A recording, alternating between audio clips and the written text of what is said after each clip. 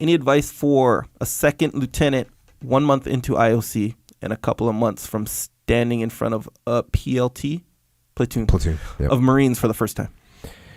You know what? I almost didn't answer this one because I answered it all the time for every different person that's going into a leadership position. But I'm going to answer it one more time just to make sure. I'm going to make it brief. I'm going to make it quick. But if you're going into a new leadership position, whether you're going to be in charge of a Marine Corps platoon or an Army platoon or a SEAL platoon or a division at a company or a sports team, whatever you're going to be in charge of, the principles are the same, right? We're going to be humble, number one. We're going to listen. We're not going to act like we know everything because we don't, because we're new. There's going to be a gunny sergeant in that platoon that actually does know a lot of stuff. You don't.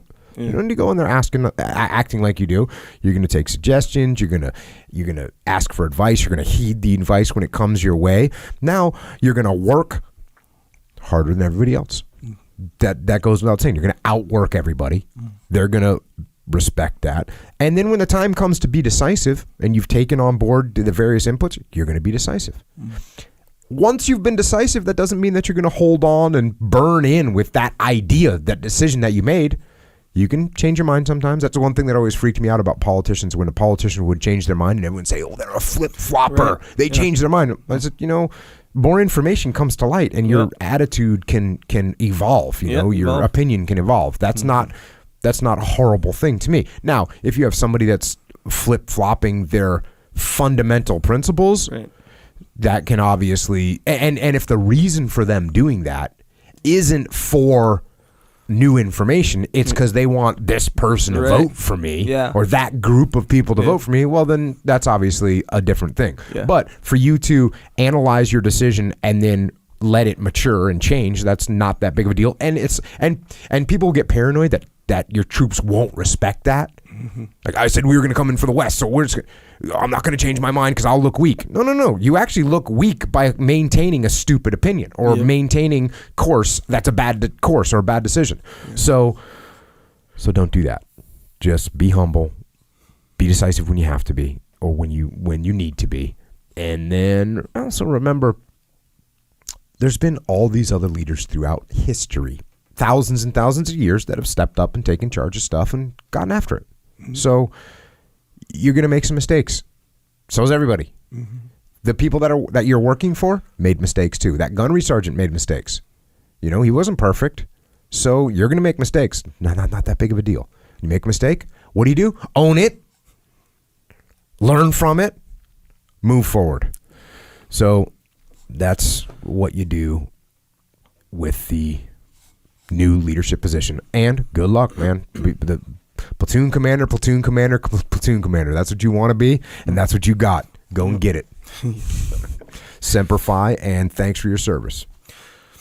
Yeah, I think that's one, my opinion, is that this question and this answer that you just gave, that I don't think that gets old, because that's a hard one. And no one feels comfortable. Or actually, let me rephrase that. The people that feel comfortable, I'm ready to get in there and take charge, they're generally the least ready and are going to have the worst performance because their ego's big and they believe that they're going to crush it. This guy, this second lieutenant, he is humble. He's aware. He's, hey, man, what can I do? How can I be ready for this? That's the perfect place to be at. Yeah, like a healthy amount of doubt kind of thing. Leif's told that story a couple times where when he was the executive officer of the SEAL team or the ops officer of the SEAL team, if he called out, and I was running training, so his SEAL team was going through training, and he would call, the platoon commander, the troop commander, and he'd say, hey, how's everything going out there? And if they answered, we're crushing it. Right. Leif would say, uh-oh, we got issues. Because factually, he knew I was running training. There wasn't anyone who's going to crush the training I was running. And so if their answer wasn't, hey, the training is really hard and we're doing our best, we're learning a lot. Yeah. Those guys, he'd say, okay, they're good to go, and I'll go see him, in a week or so. Mm-hmm. If they said they were crushing it, he'd say, yeah, I'm going to come out and see you guys tomorrow. And then when they get out there, he'd say, what's going on? I'd say, yeah, it's not good. Yeah. So, that attitude of we're crushing it is generally an indicator of you're probably not doing the best job. Yeah.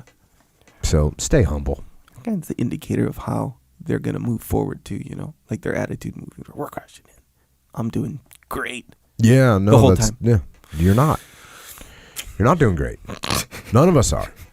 At a minimum, we can do better. Right. So the minute you say I'm doing great, Yeah. going backwards. Next question.